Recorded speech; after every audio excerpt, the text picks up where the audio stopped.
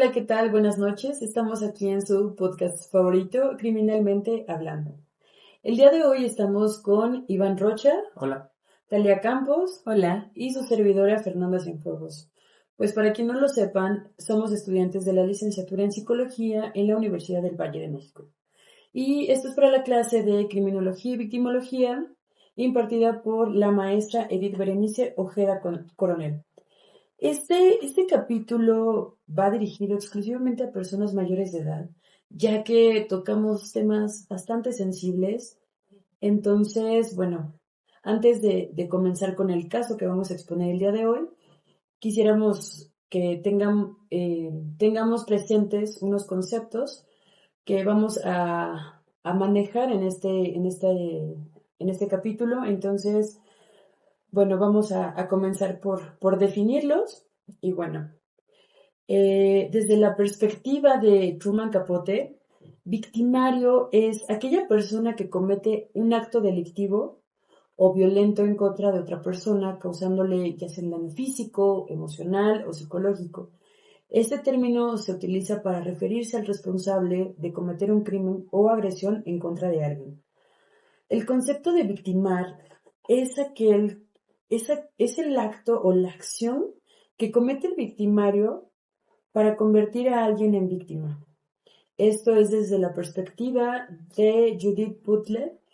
Y bueno, victimizable es un término abordado por la estadounidense socióloga Beverly Green y en su trabajo como sobre la psicología de la victimización y el impacto de la opresión en las personas. Ella sostiene que la victimización es un proceso complejo y multidimensional que puede afectar a individuos y comunidades de forma diferente. Desde esta perspectiva, se puede entender que victimizable es la capacidad de una persona o un grupo de ser objetivo de victimización, es decir, de ser vulnerable a ser víctima de discriminación, abuso, violencia o injusticia. También vamos a manejar el término de victimógeno, que esto es abordado desde la perspectiva del psicólogo argentino Enrique Stengel.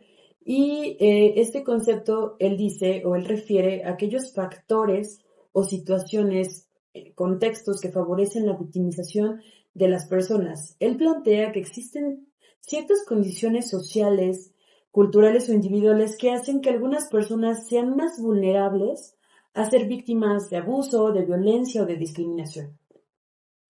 También tenemos que la víctima, esto lo queremos agregar, que la víctima, desde la perspectiva de una socióloga, que es Fortier, habla que es una persona que ha experimentado daño físico, emocional, material o simbólico como resultado de una acción violenta, injusta o dañina perpetrada por otro individuo o grupo o entidad. Entonces, ya partiendo de ello, vamos a hablar de la victimización primaria.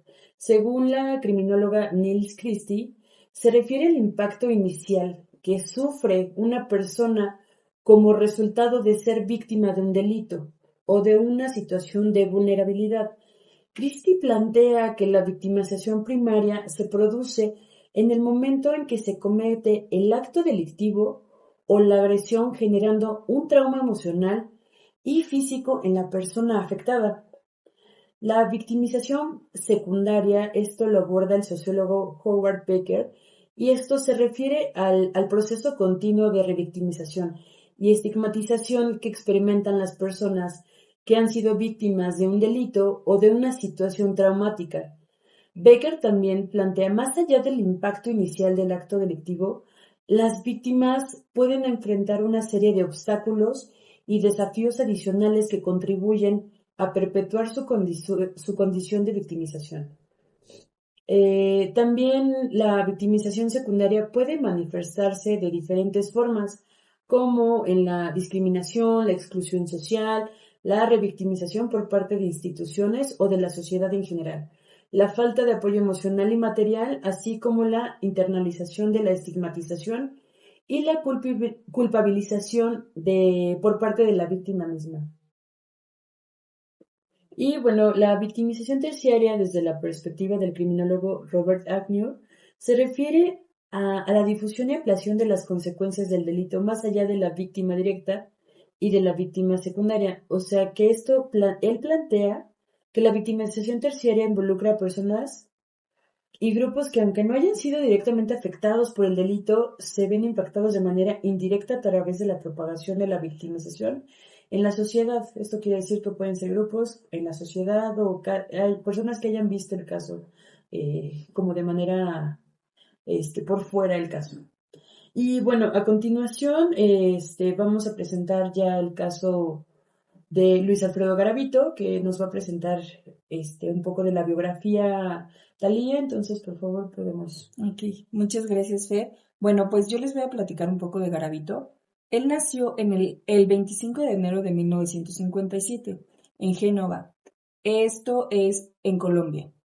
Desde pequeño él fue un niño muy introvertido y a la vez fue violento.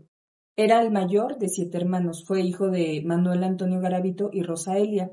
Su infancia estuvo siempre marcada por el maltrato. Fue sometido a golpizas brutales por parte de su padre, que era alcohólico, y en la escuela era motivo de burlas, ya que sus compañeros en el colegio se burlaban de él porque usaba gafas y por su apellido, al cual lo nombraban Garabato. A raíz de esto, dejó el colegio a los 10 años y se quedó en quinto de primaria. En aquel entonces muchas familias tuvieron que marcharse debido a las guerrillas que hubo.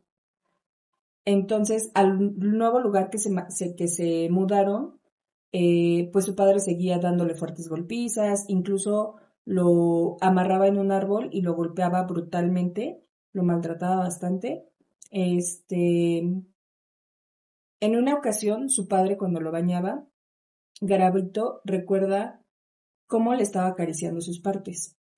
Entonces, desde un inicio esto marcó su vida, ya que a los 12 años fue abusado por parte de su padre. Y aquí posteriormente comenzó a ser abusado por un amigo de su padre, quien le hacía daño,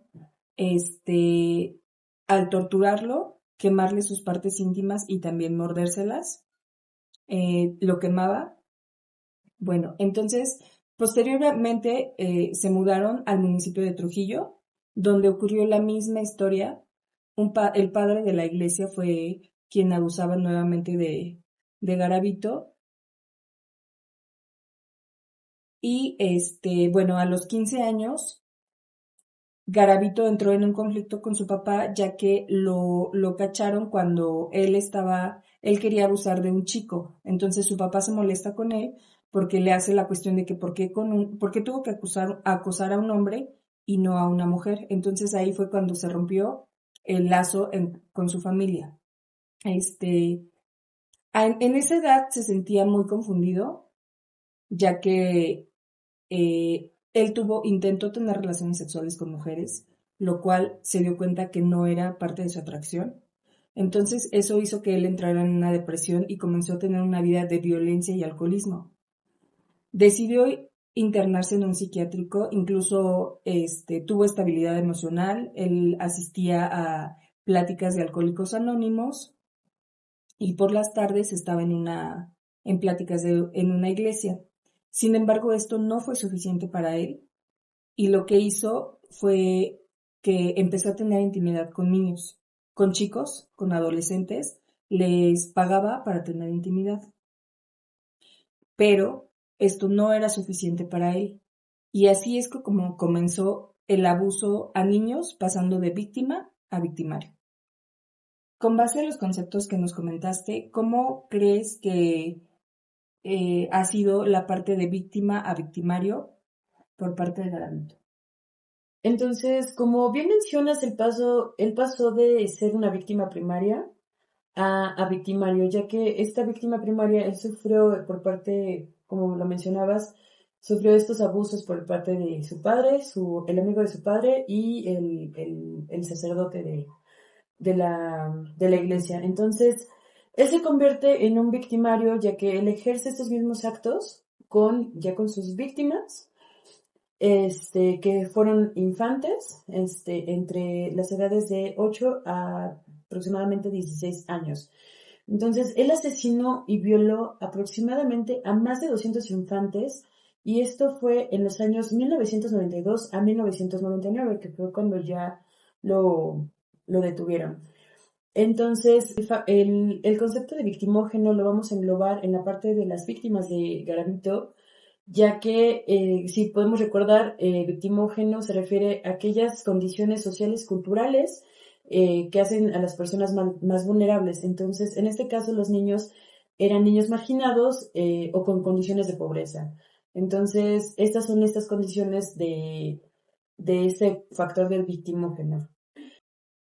Bueno, y es así como estos niños se convirtieron en estas víctimas primarias por parte de Garavito, ya que también, bueno, como comentario, él hacía estos mismos actos que hacían su padre y el amigo, hacía lo mismo con sus víctimas, los mordía, los torturaba, los quemaba con cigarrillos, les ejercía tanto dolor que, al final morían también por parte de estos actos. Entonces, bueno, ya vamos a pasar con Iván. Él les va a dar, ya las conclusiones de este caso.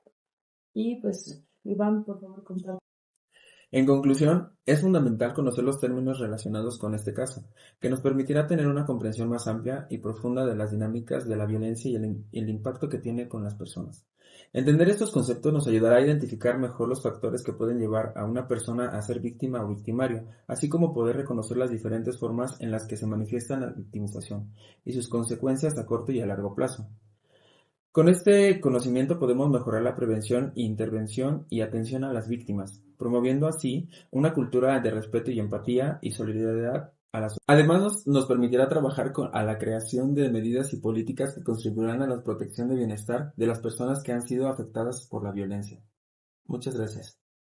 Muchas gracias. Bueno, ya escuchamos la conclusión de Iván y bueno, pues queremos agradecerles a ustedes por brindarnos este espacio para poderles hablar de este caso y de estos conceptos que es importante pues conocerlos. Gracias. Muchas Gracias, chicos. gracias. Hasta Gracias, luego. muchas gracias.